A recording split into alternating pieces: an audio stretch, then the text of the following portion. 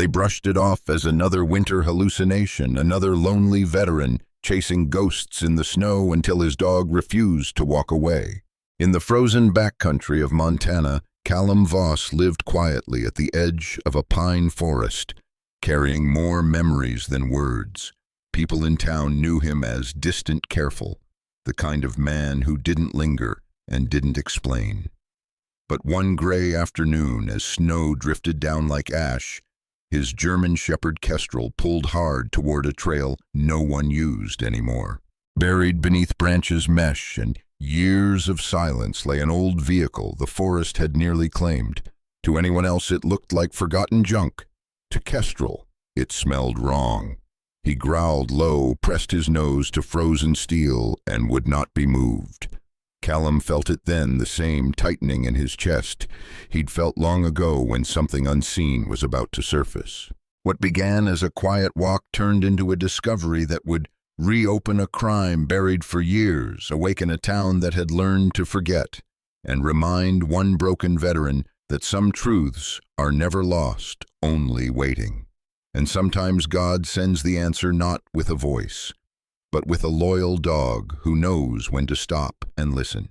Before we begin, please subscribe, and tell us where you're watching from. Your support truly means everything to us. Snow fell lightly over the Absaroka Valley, thin and pale, turning the pine forest into a quiet world of white and breath where every sound carried farther than it should, and every mistake lingered longer than expected.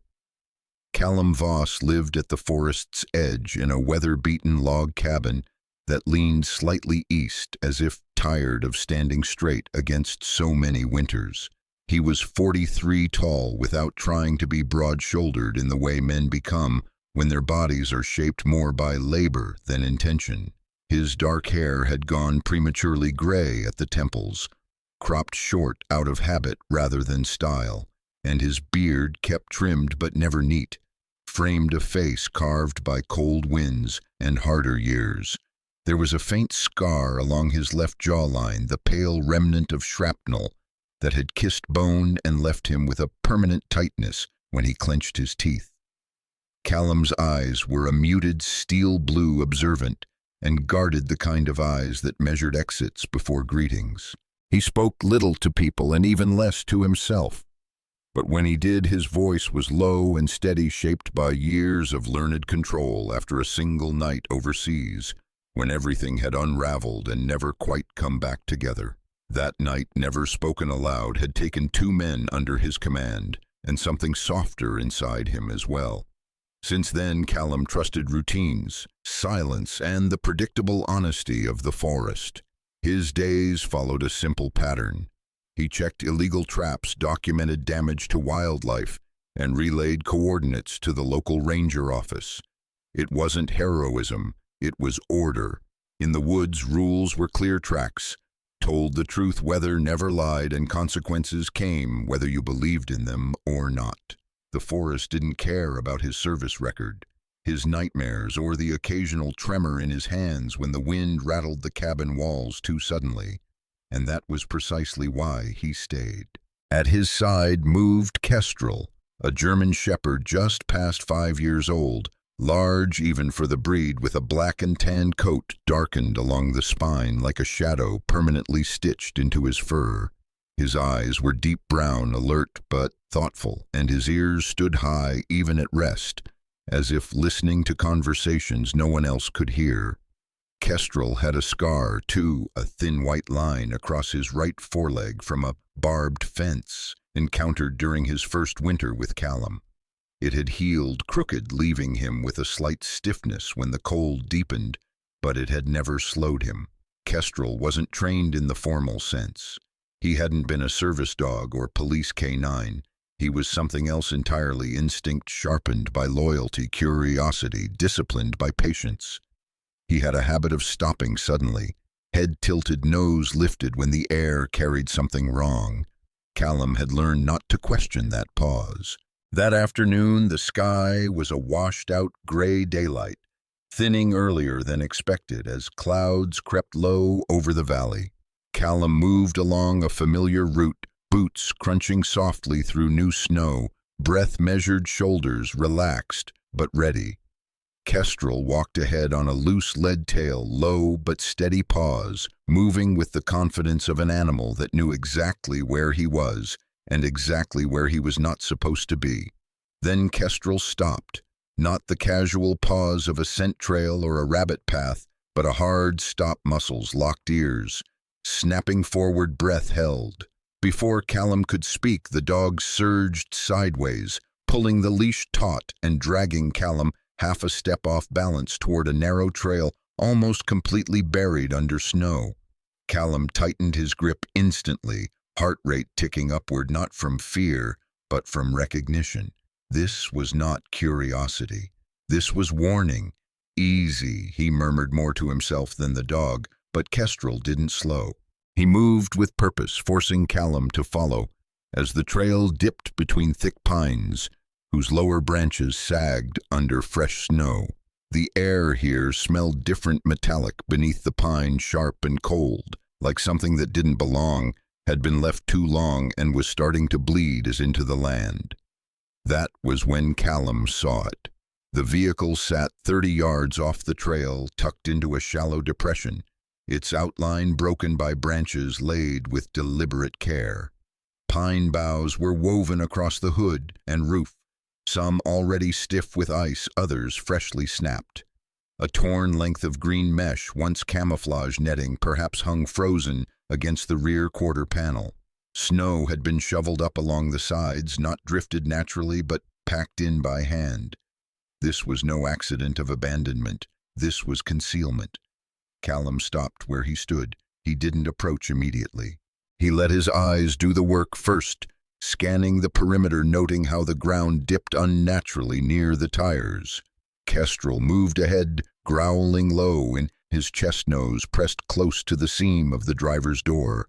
The sound wasn't aggressive. It was restrained, like a door locked just before it slammed. The vehicle itself was old, a boxy SUV, dark green beneath rust blooms along the wheel wells. One side mirror was missing. The windshield bore a long crack spidering from the corner, old enough to have softened at the edges. But the tires told a different story. The tread was worn, yes, but beneath the snow, Callum could see compression marks where the rubber had shifted recently. Someone had moved this vehicle not long ago. He crouched slowly, fingers brushing away powder near the rear tire. Beneath the crusted mud were thin, sharp scratches, metal dragged against frozen ground. He felt a familiar tightening in his chest, the kind that preceded decisions. Kestrel sniffed again, then barked once, short and sharp, as if punctuating the thought forming in Callum's mind. This was evidence. Callum pulled out his phone, hands steady despite the cold, and took photographs from multiple angles, careful not to step closer than necessary. He marked the coordinates, double-checked them, then scanned the tree line again. The forest watched back in silence. No birds, no wind. That absence pressed against his skin more heavily than noise ever could. He did not open the door. That restraint mattered to him. Years ago, he would have acted first, driven by the need to resolve, to finish, to control the unknown before it controlled him. Therapy had taught him something quieter. Pause, observe, decide with daylight instead of adrenaline. He stood, clipped the leash shorter, and turned back toward the trail. Dusk fell fast. The sky dimmed from gray to blue to something almost purple, and the temperature dropped sharply, the kind of cold that slid through layers and settled into bone.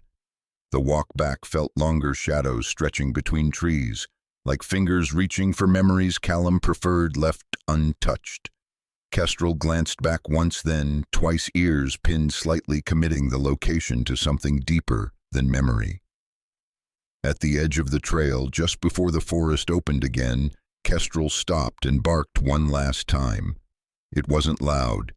It didn't echo. It was heavy, final, like a stamp pressed into wet paper. Callum rested a hand on the dog's neck, feeling the steady warmth beneath thick fur. "I know," he said, quietly. As they moved toward the cabin, snow began to fall harder, already working to erase footprints, to soften edges. to hide what men hoped would stay hidden. But Callum had seen enough to understand the truth beneath the white. Something had been buried out here on purpose, and the forest, patient as it always was, had finally decided to give it back. Morning arrived without ceremony. Snow continued to fall, pale and dry, turning the world into something bleached and brittle, as if color itself had decided to lie low. The sky hung low over the Absaroka Valley, a dull sheet of light that never quite became day.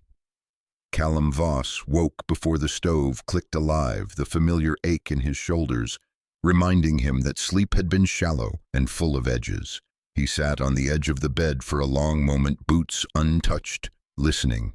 No engines, no voices, just the soft hiss of snow against the cabin walls and the steady, grounding breath of Kestrel curled on the floor beside him. Kestrel lifted his head as soon as Callum stood. His dark eyes were alert, thoughtful, and just a little wary, as if the dog had carried the forest's unease through the night without setting it down. Callum scratched the thick fur behind his ears, feeling the warmth there, the simple certainty of another living thing that trusted him without conditions. That trust weighed heavier than any badge or oath he had ever worn. By mid-morning, Callum was driving into town. The old pickup rattled along the plowed road tires, crunching through slush heater, coughing more noise than warmth. He had transferred the photos and coordinates onto a flash drive, checked them twice, then slipped the drive into his jacket pocket like a small, solid promise. The town of Red Willow sat low and quiet in the valley, a cluster of buildings pressed together against the cold. A diner with fogged windows, a hardware store painted the color of dried blood, and the sheriff's substation squatting beside a frozen creek. Inside, the air smelled faintly of burnt coffee and disinfectant. The front desk was empty except for a laminated sign reminding visitors not to lean. Callum waited, hands loose at his sides, posture calm but watchful. When footsteps approached, he turned instinctively, eyes assessing before his mind could intervene. Sergeant Elowen Price emerged from the back hallway with a clipboard tucked under one arm. She was in her late 30s, average height, built lean rather than slight, with a posture that suggested she wasted no energy on unnecessary motion. Her hair was a dark ash brown, pulled into a tight low bun that emphasized the sharp line of her cheekbones. She wore her uniform neatly, but without ornament, sleeves rolled just enough to show forearms corded with quiet strength. Her eyes, hazel, steady, and unsentimental, met Callum's without flinching. She looked like someone who had learned early that panic helped no one. "Yes," she said, voice even neither welcoming nor dismissive. Callum introduced himself, explained where he lived, why he was there. He kept his words precise, factual. When he mentioned the concealed vehicle, her expression didn't change, but something sharpened behind her eyes, like a blade drawn just enough to catch light. "Did you enter the vehicle?" she asked. "No." "Touch anything inside?" "No." "Good," she said, nodding once. "You did the right thing. Leave it as it is." She accepted the flash drive and skimmed the images quickly, lips pressed into a thin line. "I'll forward this to County," she said. "In the meantime, don't go back out there." Callum didn't argue. He had learned when silence carried more weight than insistence. He thanked her and turned to leave, but as he reached the door, Elowen spoke again. "Mr. Voss," she said, "if anything changes, anything at all, you call immediately." Her gaze lingered, not suspicious, but appraising, as if she were measuring his reliability rather than his story. Callum met her eyes and nodded. "I will." Outside, snowflakes clung to his jacket like static. The town felt different now, smaller somehow, as if walls had shifted while he wasn't looking. He drove straight back toward the forest, the radio-off mind running through contingencies he had hoped never to need again. By early afternoon, the light had flattened further shadows, dissolving into a single gray plain. As Callum turned onto the narrow road leading to his cabin, he slowed. Fresh tire tracks cut through the thin snow, darker and deeper than his own. Not the wandering marks of a lost driver, but deliberate, aligned, recent. His hands tightened on the steering wheel. Kestrel, riding in the passenger seat, stiffened instantly. His ears snapped forward, body leaning toward the windshield, a low sound vibrating in his chest that never quite became a growl. Callum parked short of the cabin and stepped out, boots crunching softly. The tracks stopped just beyond the bend, near the tree line, as if whoever had made them hadn't wanted to be seen turning around. "They were here," Callum murmured. Kestrel sniffed the ground, tail rigid, nose tracing the curve of the tracks before lifting to sample the air. Whatever scent lingered there was faint but wrong enough to set every muscle in the dog's body on edge. Nothing else was disturbed, no broken branches, no footprints leading to the cabin. Whoever had come had been careful. That care unsettled Callum more than carelessness ever could. As evening settled, Callum stayed inside. He locked the door, checked the windows, and kept the lights low. The cabin creaked as the temperature dropped, familiar sounds made strange by the knowledge that he was no longer alone in his isolation. Kestrel lay close to his feet, head up, eyes tracking shadows that moved only when the fire shifted. Night arrived fully and suddenly swallowing the valley in a thick, soundless dark. From the front window, Callum watched the tree line. For a long time there was nothing but falling snow and the faint outline of pines. Then a flicker. 2 points of light appeared between the trunks, far enough away to be cautious, close enough to be intentional. Headlights dimmed almost to nothing, crept along an unseen road, and then stopped. The engine noise was barely audible, more vibration than sound. Callum's pulse slowed. Instead of spiking, his body dropping into a familiar, unwelcome calm. This was the stillness before movement, the pause predators used to decide. Kestrel pressed against his leg, a solid living weight. Not fear, Callum realized. Alignment. The dog wasn't panicking. He was ready. The lights went out. No door slammed. No footsteps followed. Just darkness folding back into itself as if the forest had swallowed something it hadn't intended to show. Callum exhaled slowly. He didn't reach for a weapon. He didn't step outside. He stood where he was, hand resting on Kestrel's broad back, grounding himself in the present. He counted breaths the way he'd been taught. He reminded himself of facts. He was home. The threat, whatever it was, hadn't crossed his threshold. He had done the right thing. Still, sleep didn't come easily. When it did, it was shallow, broken by the image of headlights, winking out like eyes closing. By morning, the snow had thickened again, erasing most of the tracks from the day before, but not all of them. Callum noticed the faint impressions near the edge of his property, half-filled, stubbornly persistent. Evidence lingered if you knew how to look. He fed Kestrel brewed coffee and stood by the window longer than usual, watching the forest breathe. The call he had made had been necessary. It had also changed something fundamental. He was no longer just a man living quietly at the edge of the woods. He was a variable.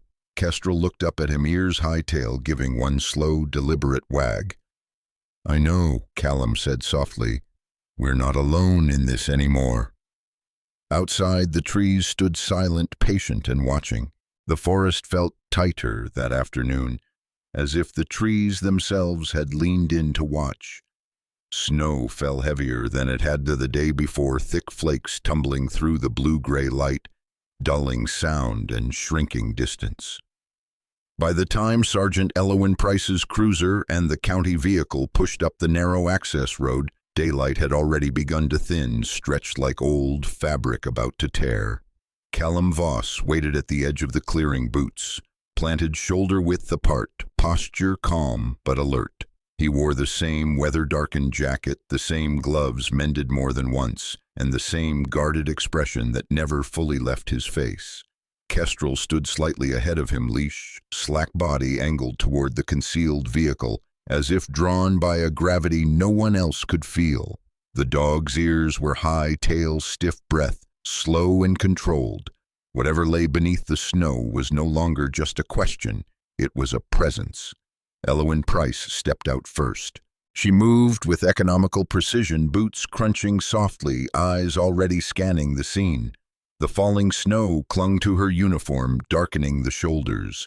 Behind her came a man Callum had never seen before, tall and angular, his coat collar turned up against the cold. Detective Soren Halwick introduced himself with a brief nod, his voice low and dry, shaped by long hours and little patience for dramatics. Halwick was in his early 40s, lean to the point of sharpness, with a narrow face defined by prominent cheekbones and a hooked nose that had likely been broken once and set imperfectly. His hair was dark blonde, thinning slightly at the crown, and he wore it cropped close, less out of style than out of indifference. His short beard shadowed his jaw, uneven where scars interrupted the growth. His eyes were a pale gray, almost colorless, and when they moved, they did so slowly, deliberately, as if each glance were an investment. He had the look of a man who trusted patterns more than people.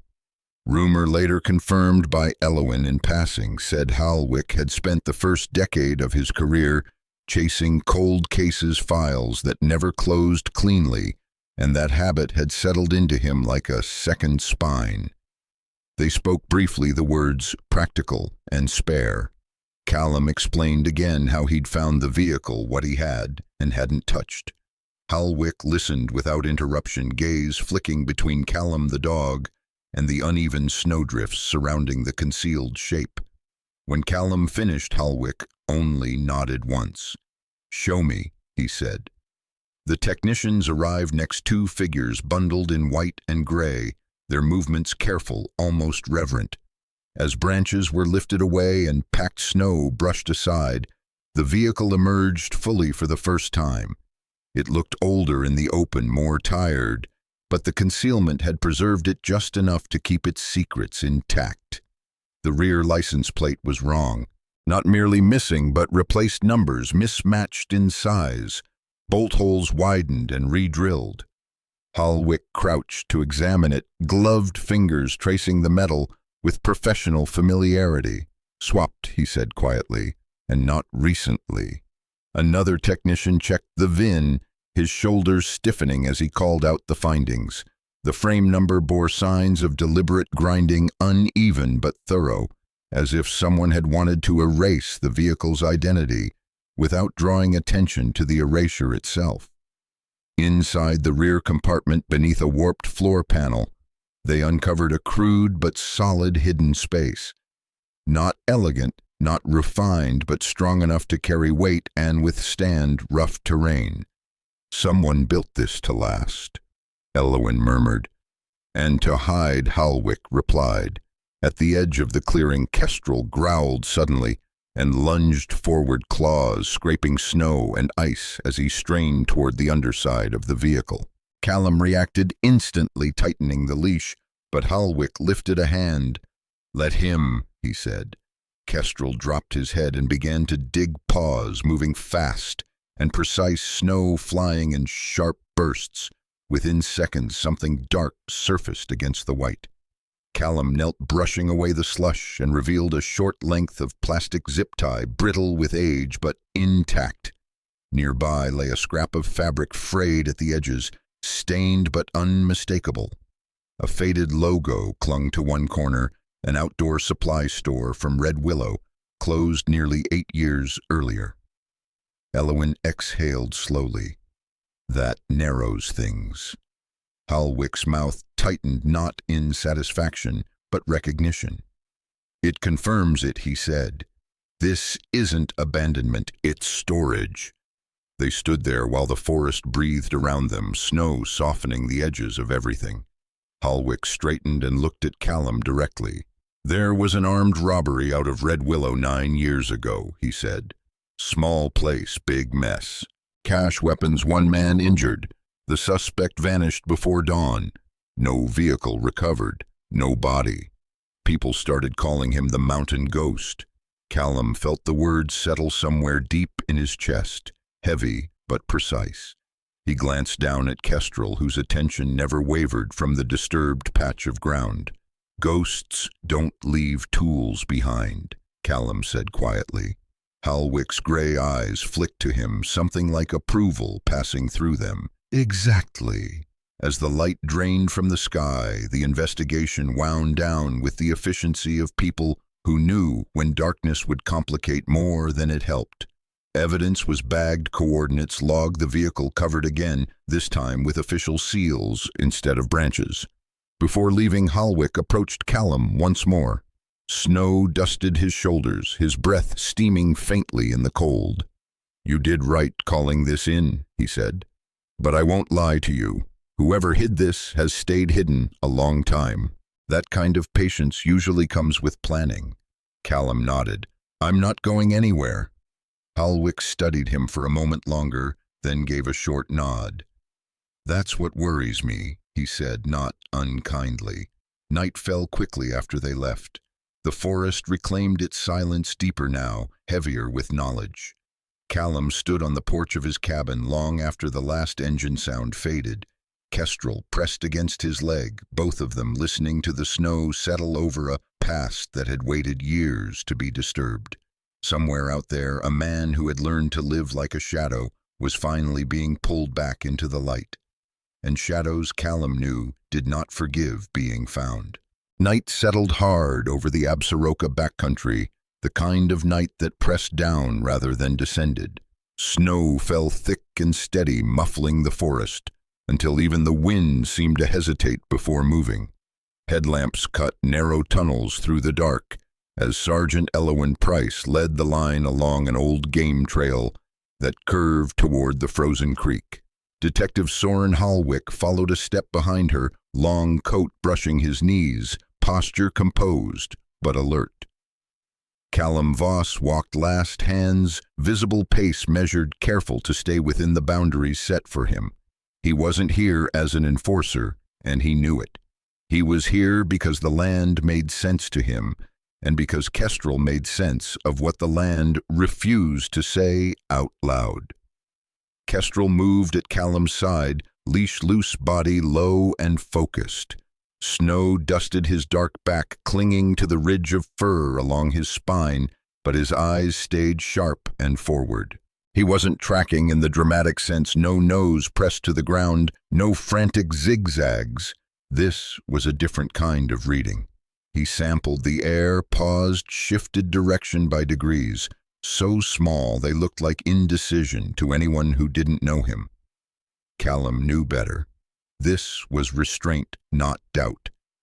They had a name now, Bram Wicker, former hunter, born and raised in these valleys back when logging trucks still rattled through town and the forest fed families as often as it took them. The file Halwick had shown them earlier painted a man who had grown quieter with age, angrier with loss. A bad fall had shattered Wicker's left knee years ago, ending his guiding work and souring his reputation. After that came debts, then the robbery.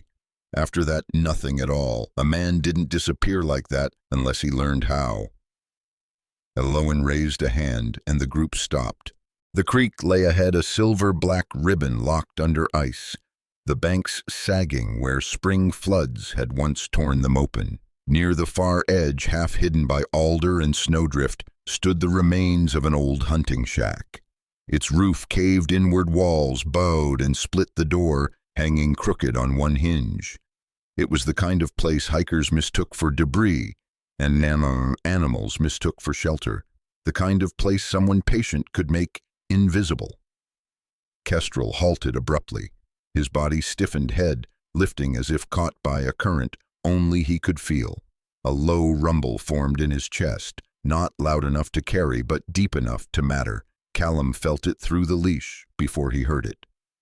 "Hold," Halwick said quietly. They advanced by inches. The smell reached them next, faint, stale, unmistakable. Old machine oil, cold metal, and underneath it the sour edge of tobacco that had soaked into wood and clothing long ago and never quite left. Elowen's jaw tightened. Halwick's eyes flicked to Callum, then to the shack. Inside, the air was colder than the forest, trapped and unmoving. Snow had blown through gaps in the walls and settled in uneven drifts across the floor. A broken table lay on its side legs, splintered, and a rusted stove squatted in the corner like an abandoned animal. Halwick crouched near a shelf and lifted a small handheld radio, its battery compartment empty, the contacts worn smooth by repeated removal. Nearby, Elowin found a stack of old papers, false IDs, yellowed and curled names that didn't quite belong to the faces they claimed. Under a loose plank in the floor, they uncovered fresh scarring in the wood, the marks of a panel that had been lifted and replaced recently. "He's been here," Elowin said, voice steady. "Recently. Not living," Halwick replied. "Passing through, checking." Kestrel moved without waiting. He slipped free of Callum's knee, guided by the leash, but not restrained by it, and padded toward the back of the shack where the wall had collapsed into a tangle of frozen brush. His growl deepened, not rising in volume, but sharpening in intent. Beyond the brush, the creek bent and narrowed, the ice thinner, where water still whispered beneath. A sound broke the quiet, soft, hurried out of rhythm with the forest, a foot slipping on ice. There, Callum said the word, barely formed. A figure emerged from the trees on the far bank, moving fast, despite a pronounced limp. Bram Wicker was taller than Callum had expected, but narrower, his frame thinned by years of careful living. He wore a heavy coat patched at the elbows, its color once green but now a muddied gray. His beard was long and uneven, streaked with white, and his hair hung limp beneath a knit cap pulled low. His face was sharp with age and something harder, resentment perhaps, or the discipline of a man who had learned not to waste expression. His left leg dragged slightly, the knee stiff, forcing his stride into a lopsided rhythm that betrayed him more than he realized. He froze when he saw them, eyes darting from Elowin's raised hand to Halwick's steady stance, calculating distance, angle, escape. The creek offered a route, ice broken in places, treacherous but possible. He turned. Kestrel exploded forward. It wasn't reckless, it wasn't violent, it was precise. The dog cut the angle between Wicker and the creek, closing space with controlled speed, then stopped short, teeth bared, inches from the man's thigh. The sound that followed wasn't a bark, but a sustained, vibrating warning that filled the space like a locked door. Wicker stumbled backward, boot sliding, balance failing. He went down hard, breath knocked from him, hands splayed in the snow. For a heartbeat, everything held. "Don't," Callum said, voice low and clean. He stood with his hands raised, palms open, making no move to advance. "Sheriff's Department, stay where you are." Elowin and Halwick moved in, practiced and calm. Elowin cuffed Wicker swiftly, her movements efficient, almost gentle. Halwick read him his rights voice, even eyes never leaving the man's face. Wicker said nothing. He stared at the frozen creek jaw, clenched breath fogging the air. Snow continued to fall, thick and unrelenting, settling on the shoulders and hats, on the ruined shack, and the bent alder branches, as if the land itself were intent on sealing what had been exposed. Kestrel stepped back at Callum's soft command and sat, chest-heaving, eyes never leaving Wicker, until Elowin guided the man to his feet. As they led him away, Wicker finally looked at Callum. There was no hatred in his eyes, no plea, only a weary acknowledgement, as if he had known for years how this would end, and had simply hoped the snow would hold a little longer. When the sound of boots faded and the forest began to breathe again, Callum crouched and rested a hand on Kestrel's broad chest. The dog leaned into the touch-tail, giving one slow, deliberate sweep. "You did good," Callum said quietly. Kestrel's ears flicked, then settled. Around them the snow kept falling, thick enough now to erase footprints within minutes, but not thick enough to bury the truth again. Bram Wicker's arrest moved through Red Willow like a thaw no one trusted at first. Word traveled the way it always did in a town that learned to whisper before it ever learned to shout, across diner counters, through hardware aisles, between breaths taken too close to ears. There was no cheering, no spectacle. Just a collective exhale, a loosening of shoulders that had been tight so long people had forgotten why. The mountain ghost had a name again, a face again, and the snow did not have to carry him anymore. Callum Voss felt none of the noise. He drove back up the narrow road toward his cabin as dusk settled, headlights carving pale arcs through the falling snow. His posture was the same as it had always been, upright, controlled, but something inside him had shifted, not lighter exactly, but quieter. The old vigilance that had lived just under his skin loosened its grip by a fraction. Not gone, just less sharp. The cabin greeted him with familiar creaks as the cold pressed in. He set his boots by the door, shrugged out of his jacket, and fed the stove until the fire caught orange light blooming against the rough-hewn walls. Kestrel padded in behind him, the big German shepherd's movements, slow and deliberate now that the work was done. He lowered himself onto the rug near the hearth, forelegs stretched, long chest rising and falling with a deep, steady rhythm. Snow clung to his fur in soft flecks, melting as the heat reached him. Kestrel looked the same as he always had, black and tan coat darkened along the spine, eyes deep brown and watchful, but there was a subtle difference in the way he held himself, like a sentry finally allowed to rest without fear of being relieved too soon. His ears twitched at the crackle of the fire, then settled. His gaze followed Callum's movements with calm interest, no longer scanning corners. Callum poured water into the kettle and stood by the window, while it heated, watching the forest dissolve into blue-gray shadows. He had spent years learning how to come home without really arriving, how to sit in silence without listening to it. Tonight, the quiet felt earned. He pressed a hand to the glass, feeling the cold seep into his palm, grounding him in the present. A knock came an hour later, firm but unhurried. Callum didn't startle. He didn't reach for anything he didn't need. He opened the door to find Sergeant Elowyn Price standing on the porch, snow dusting her shoulders, her dark hair still pulled tight at the nape of her neck. She held a manila envelope under one arm, posture straight, expression neutral, but not distant. "Evening," she said. "Evening," Callum replied, stepping aside. Elowyn removed her boots and stood near the table while Callum poured her coffee. Up close, the lines at the corners of her eyes were more visible, the marks of someone who had learned to hold steady through other people's worst moments. She accepted the mug with a nod and set the envelope on the table. "Official thanks," she said, "for your assistance. It'll be on record." Callum glanced at the envelope but didn't touch it. "I didn't do it for that.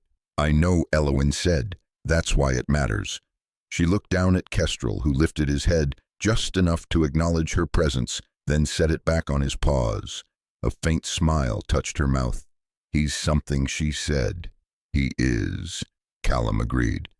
They stood in silence for a moment, the kind that didn't demand to be filled. Finally, Elowyn spoke again. "Wicker's talking," she said. "Not much, but enough. The money's mostly gone, weapons accounted for, no bodies tied to him beyond the original incident. He thought if he waited long enough, the forest would forget." Callum met her eyes. "The forest remembers." Elowyn nodded. "It always does." When she left, the cabin seemed warmer, as if the walls themselves approved of the outcome. Callum sat at the table for a while, envelope unopened, then finally slid it into a drawer he rarely used. Some things were better acknowledged than displayed. The next days unfolded quietly. Snow continued to fall, then eased, then fell again, layering the valley in soft persistence. The town settled into a new rhythm, lighter but cautious. Callum returned to his routines, checking trails, marking traps, documenting damage. But he noticed subtle changes. People met his eyes more readily. A woman at the diner, a tall, narrow-shouldered waitress named Mara, with pale skin and hair the color of dried wheat, set an extra slice of pie on his plate without comment. An older man at the hardware store gave him a nod that lingered a second longer than courtesy required. Callum accepted none of it with ceremony. He had learned long ago that gratitude could be as heavy as blame if you let it define you. He took the pie, returned the nod, kept walking. One afternoon, as the sun broke through for the first time in days, Callum and Kestrel walked the trail near the creek again. The ice had begun to cloud and crack, whispering of spring beneath winter's last hold. Kestrel stopped where he had stopped before, head tilted, nose lifting to the breeze. This time there was no growl, no tension, just awareness. "Good," Callum said softly. They stood there a while, the forest breathing around them, no longer tight with secrets. Callum thought about the night years ago that had taught him how quickly things could go wrong, how decisively. He thought about the years that followed the long retreat into solitude, the careful construction of a life small enough to manage. He realized, standing there, that he had not been hiding. He had been waiting for the right reason to step forward without losing himself in the process. Kestrel looked up at him, then, eyes steady, tail giving one slow wag. The bond between them had never needed explanation. It had been forged in silence, tested in uncertainty, and proven not by aggression, but by restraint. That evening, Callum returned to the cabin and fed the fire again. He sat on the floor beside Kestrel, back against the couch, and let the warmth soak into his bones. Outside, the snow fell softly, covering old tracks, smoothing the land. Inside, the air was still the kind of stillness that didn't ask for vigilance. He thought about Elowin's words, not alone, not reckless, not outside the law, and understood them as more than praise. They were a map, a way forward that did not require erasing who he was to become something acceptable. Callum rested his hand on Kestrel's broad head, fingers threading through thick fur. "We did it right," he murmured. Kestrel's ears flicked, then settled, his breath deepening as sleep finally claimed him. Beyond the cabin, Montana stretched out under its blanket of white, holding both memory and mercy in equal measure. Some truths stayed buried because people feared the cost of uncovering them. Others waited patiently for the moment someone strong enough to carry them home finally came along. For Callum Voss and the dog at his feet, that moment had arrived quietly without banners or applause, and that was enough. Sometimes God does not arrive with thunder or fire. Sometimes he comes quietly in falling snow that refuses to hide the truth forever, in a wounded man who chooses patience over anger, in a loyal dog who listens when the world stays silent.